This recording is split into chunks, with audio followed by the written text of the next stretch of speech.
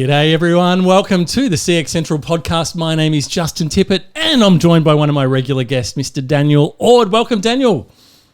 Hi, Justin. Well, I'm really excited about this episode because we've talked about lots of stuff, but we are going to be doing a little bit of myth busting today, Daniel, and we are going to be focusing on customer wait time. So we're going to be covering things like service levels or response times, intervals, quality versus service levels, industry standards, wait time metrics, abandonment rate, ASA, reader boards. We've got heaps in this episode, but we're actually going to do it relatively quickly. But you know what? We've got a lot of experience. If you don't know who we are, my name's Justin. I've been in the call center industry for longer than I care to imagine, literally over 30 years now. And Daniel Ord has also been in the industry around 30 years. So hopefully you're going to learn something with two blokes who got a little bit of experience. And not only has Daniel been working in the industry for about 30 years, but 20 years of that, he's actually been training contact center manager courses. And that's why this podcast in particular is a little bit exciting, because there's a lot of stuff that comes up when we're running this course and we do this together. You can find the course on the CX Skills website if you're looking for it, cxskills.com.au. There's my plug in early. But this is a lot of the stuff that comes up. So we thought, you know what a great way of just busting a few myths and talking about some of these little topics.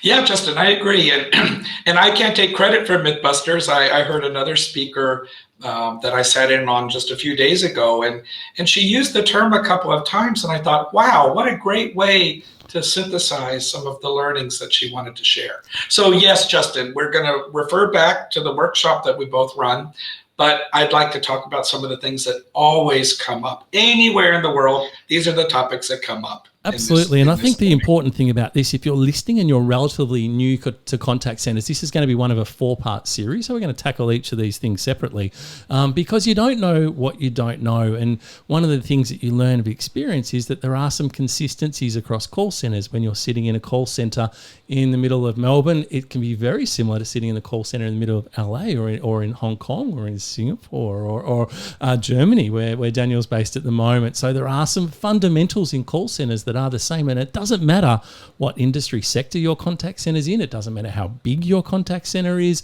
There's some things that are always the same. So we're going to get straight into it, Daniel, because I want to talk about service levels and response times. What are some of the things that we learn out of this workshop? Sounds good. Okay, here I'm going to just share. We'll walk through in order. First thing, Justin, we're talking about customer wait time. So wait time for their contact to be handled in the contact center. And the first thing I find a lot of people weren't aware of is that the way we look at contacts that come in and need to be handled straight away is different than those contacts that can be handled later. So some contacts come in like phone calls or live chats or walk-ins. And there we use what's called service level. That's where you hear the classic, we will handle 80% of walk-in customers within 15 minutes. We will handle 90% of callers within 10 seconds. We will handle 100% of live chats in 5 seconds. So people get that. But then you look at something like email or correspondence or cases that you handle later. Well, you still need a wait time metric there. But here the wait time metric is called response time. And with response time, you'll hear it expressed as we will handle 100% of our emails in 2 hours. We will handle 100% of complaint cases within 2 days, whatever the case may be. And what I always like to point out, and this is the myth that kind of explodes, is it's not just a theoretical notion. It actually goes around or drives how you're going to measure employee performance, how you're going to calculate the number of employees that you bring in to do the emails or live chats, and the measures of success overall for that channel. So again, it's something that people are like, oh, service level versus response time. And if it's helpful to the audience, that the dividing line is 60 minutes. If you're going to handle a contact in 60 minutes or less, you always use service level. If you do it 60 minutes or more, you're going to use response time. But again, the math, the metrics, the people management side, completely different between the two. I think that's our first myth, Justin. I think it's a good one, and I'm going to roll out one of my dad jokes already, because if you work in the contact center industry, you often hear people say, what's the goss? And it doesn't mean who's sleeping with who in the office or who's won Tad's Lotto and has left, or it means grade of service, GOS, grade of service, or service levels. It is the same thing. Typically in Australia, we call it grade of service. Globally, it's typically called service levels. So there's another little quick myth that we wanted to bust. Now, Daniel, the other thing that we wanted to touch on was these things called intervals. Please explain. Sure. So your boss gives you a service level to meet. Maybe that's 90-10. And your boss says, So hang on, please just go going to and jump do in there. everything If you're new to this, Yeah, I'm yeah. going to break it down. 90-10 means 90% yeah. of calls answered in 10 seconds. So 90-10 is how it's always Absolutely. pronounced. Sorry. Yep. You got it. No problem. So 90% of calls in 10 seconds or 50% of calls answered in 50 seconds. Whatever it is, you're given an objective for wait time. So the question I ask the audience or the group is, so how often does your boss want you to achieve that? And clearly after a few minutes, we all figure out all the time. And all the time is 100%. Yep. Now comes the tricky question. So your boss wants you to hit your objective all the time or 100%. Over what time periods are you going to measure this? And here's what you'll hear. The most common answer I get is daily. We look at it daily. Some people say weekly. Some people say monthly. And then the myth that gets busted here is no, not all of those are useless.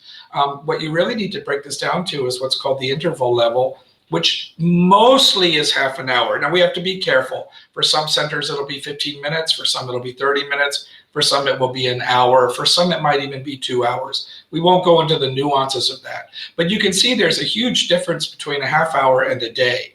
Yep. And then people are like, well, wait, why do we have to do that? And I'll say, well, look at it this way. If you have 5 people call in sick in the morning, your first few half hours of the day, you're not going to perform very well. You're going to say, wow, we're not meeting our service level objective in the morning. Not to worry. Here's what we can do. We can overstaff in the afternoon. So if you bring in extra agents in the afternoon. Now, again, I don't do this like it's some evil thing people are doing, but it's a natural response and it happens. They'll just simply say, well, we'll simply overachieve the target for afternoon intervals. And just very quick math, if you're working 24 hours a day, that's 48 half-hour intervals. So if you have a few intervals where you're underperforming and a few intervals where you're overperforming and you average that out across 48 hours, then when your boss walks by and says, so how's your performance? You're going to say, boss, pretty good. Not quite 100%. We're at maybe 92 or 88. And the boss says, keep up the good work. And then you're like, yeah, I did it. You know, and the mistake here is, I think, is pretty obvious. Your customers aren't experiencing you on a daily basis. They're experiencing you on that half hour that they're calling in. Why do we punish people that are calling in at 9, but then reward people that call in at 3? That's a bit strange, because you're supposed to be meeting that service level, thank you, Justin, for every single interval. And that's a big eye opener for people. They're not everyone, but for many, they're like, my goodness, but we're always reporting daily, weekly, or monthly. And I'll close with this thought. What your boss wants to look at, okay, fine. If your boss only wants to look at daily, that's fine. We actually talk about it in the course what you should give them, but for now I'll just say fine. But when you're running the center and you're trying to do a better job, you've got to look at things on an interval basis. Absolutely. And typically in call centers, it's done in either 15-minute, 30-minute or 1-hour intervals. It does tend to be based on the size of your contact center of what's more appropriate. We do cover that off in a little bit more detail in the course. But as Daniel said, 30 minutes is probably the most common that you would see. And 1 hour in the smaller centers, I think it would be fair to say, is a pretty common.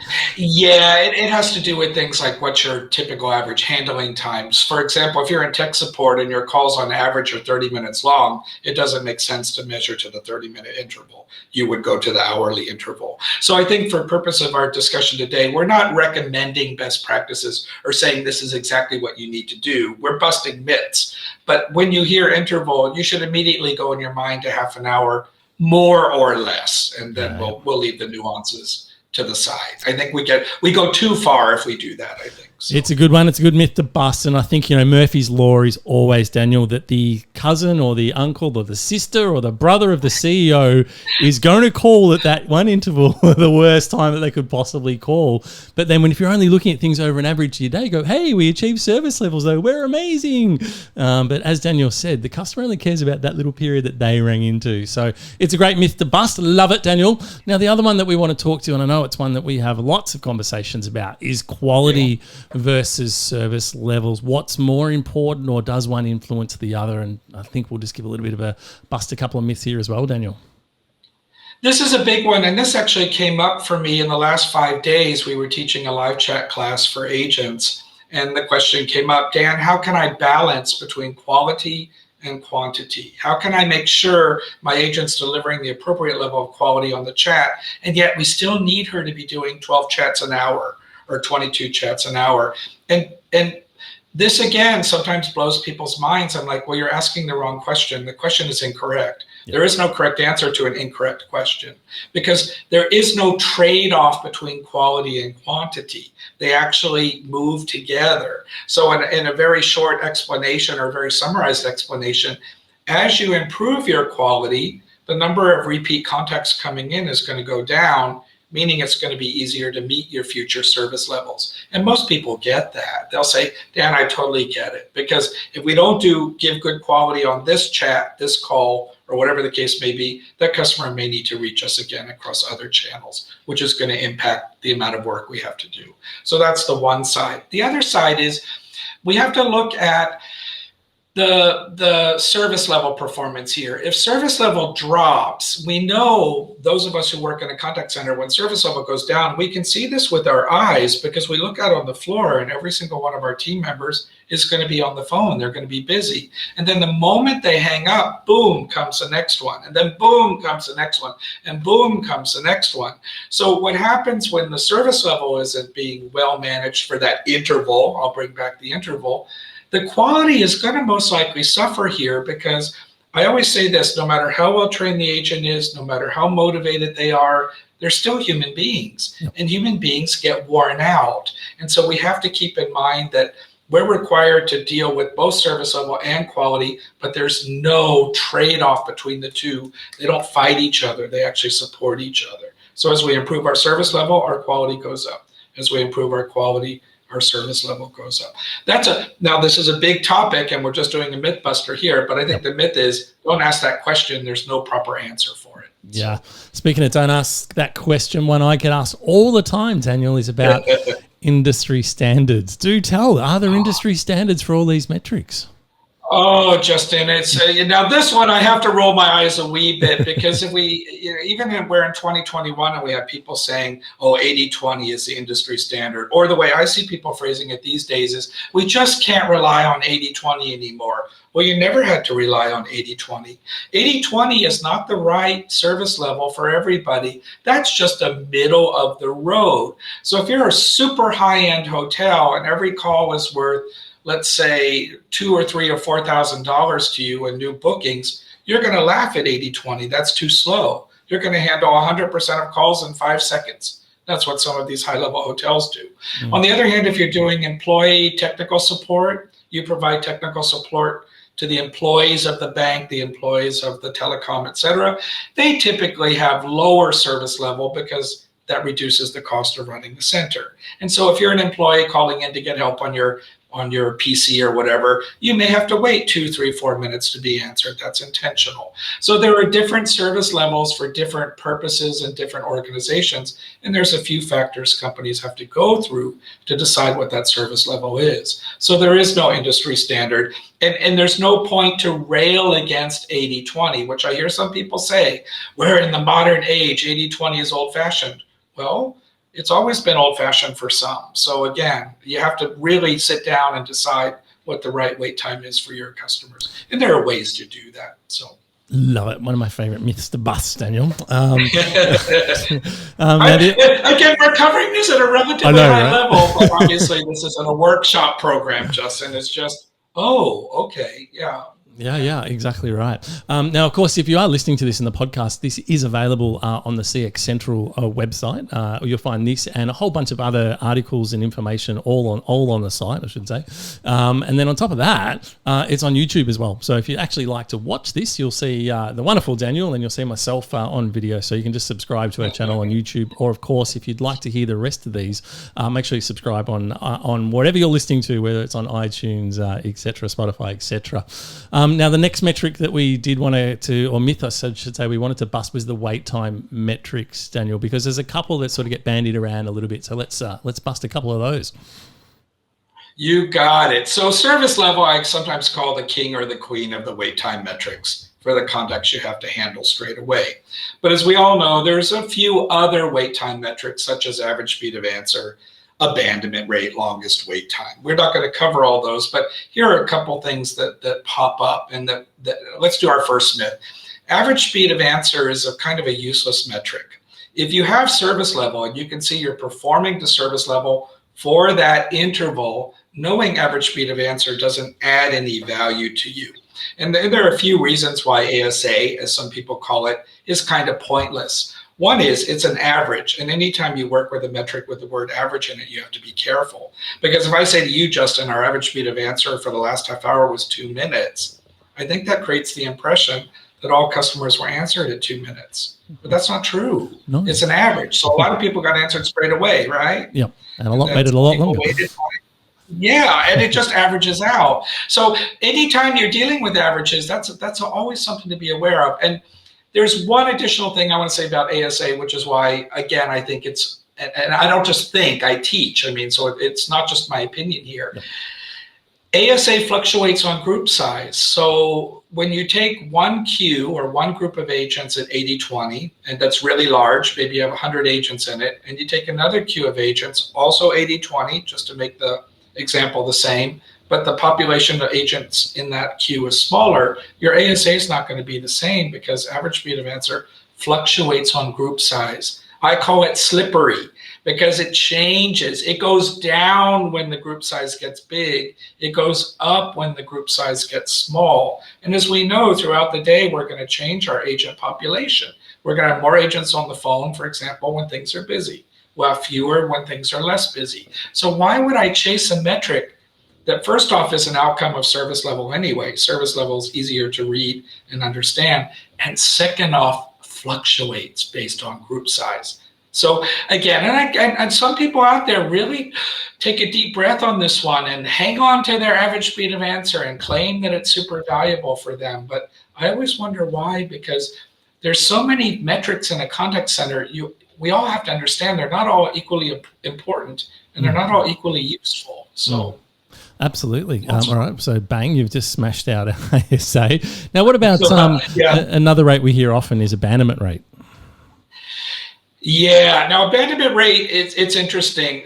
For those organizations that earn revenue directly over telephone calls and live chats and so forth, obviously for them, abandonment rate really matters because an abandoned contact on, let's say, a hotel reservation means a potential loss of a booking. So revenue generating setters are always looking at abandonment rate as a very high priority metric. But if you're in customer service or tech support, what we have to understand is abandonment rate's a natural outcome of our service level performance. So if we're meeting our service level performance, we're going to have some level of abandon, because I always say to folks, who decides on abandon? So you stop and think about it. Well, it's a customer. So I say, do you staff to your service level or do you staff to abandon? And then once they know operations, I'll say, well, Dan, we staff to service level. We can't staff to abandon. So I'm kind of like, then you look at abandon as an outcome. You don't look at it as a primary metric to focus on. And in operations, it's called a secondary metric.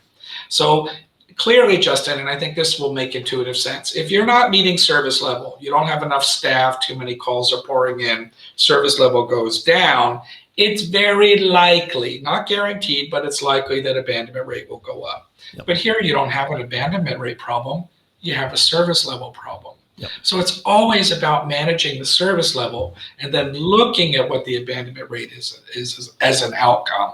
And then if you're meeting service level and you're still not happy with abandonment rate, you may decide you need to raise your service level objective. So maybe instead of being 80-20, you decide to raise it to 90-10, which intuitively should reduce some level of abandon that you get. And Justin, I know this pops up for you all the time when you're doing consulting. Absolutely. And so look, the final one that we want to leave people here with the myths is around the reader boards or if you call them wall boards, the same thing. When you're seeing the stats typically up on a TV screen, up on the wall, or these days sometimes you'll see them on agent desktops. They'll have little pop-up windows and stuff on the desktop. So we often have conversations about those, Daniel. So it sounds like, given the theme of this podcast, you're going to bust a couple of myths around those as well. Well, I mean, there's always learnings on this stuff. A reader board is a tool, and tools can be used for good or they can be used for evil. Tools themselves are not inherently good or bad. So let's talk about evil first. Evil is, dear agents, we're hanging those reader boards, and the moment that number flashes, you better panic and you better start jumping up and down and making calls go faster. So it's used as kind of an electronic whip. I sometimes make a joke that you just take wires, you run it from the reader board under the seats, and you get these little electronic jolts from the reader board. Yep. That's evil, clearly. But I don't care how diplomatically you say it. See, evil sometimes can come in friendly guises. Yeah. So don't, just because you say it nicely, don't think it's not evil. I reckon there's people listening to this podcast going, that's not a bad idea, Daniel. You just run some cables. Like, do not do that. But these are the people who never sign up for our classes anyway, Justin, so it's perfectly true. okay. True, we're safe. You can't convert everybody. So now, how do you use it for good? You explain to the agents, if you're going to hang them publicly, and we'll talk about this in a moment, please explain to the agents what they mean, how to read them, what each figure means, and when and where, and we have some clients doing this, how they can professionally and appropriately react to the reader board figure. We had one client that teaches their agent that the moment the number of calls in queue is 50 or more, stop upselling. Yep. So everybody just stops upselling. That's a very logical and structured way of bringing it back. And I'll bring up one other myth related to the reader board. So there's usually there's a stat you have to look at when your eyes raise up and look at the reader board. And I always ask people, what is the first thing you should look at? So can I ask the audience to take a moment? You've got a reader board. You want to see how things are going. You look up at it or you look on your screen. What would you look at? And you ready? The correct answer is number of calls in queue. Number of calls in queue. If you have no calls in queue, you can relax, or you're overstaffed, but that's a different discussion, right? But a lot of people, when you ask that question, they're going to put, I look at service level, but service level is absolutely the wrong answer here. So the point being that just because we have all this great technology and all this data flashing at us everywhere, we also have to be sure we know how to read it. We understand what it means contextually. And if we're going to put it in front of agents, that we teach agents what they mean. So. Yeah, fantastic. I love that insight. And so there you go. It's a little bit of a taster. We are going to be covering in part 2. We're going to be talking about how to some measuring contact center success. So we're going to be things like efficiency, coaching, performance management, monitoring, etc. We're going to bust a few myths around that space. So that's coming up in our next podcast. If you're interested in learning more about the course that we're referring to, it is one of the most popular courses that we run on CX Skills. With Daniel is our trainer. So you'll just find that on cxskills.com.au. and just have a look for the Contact Center Management Fundamentals course and you'll be able to read all about it. If you are enjoying the podcast and you want to hear more and make sure you don't miss an episode, please make sure you do subscribe on, as I said, on YouTube or Spotify or Apple Podcasts or wherever you want to do it. And of course, this is also available on the CX Central website where you'll find lots of other articles, including a lot written by Daniel and myself. So thank you, Daniel, for joining us and busting a few myths. And I look forward to talking to all of you guys on the next episode where we bust a few more myths. See you on round 2, Justin. Bye for now. Bye.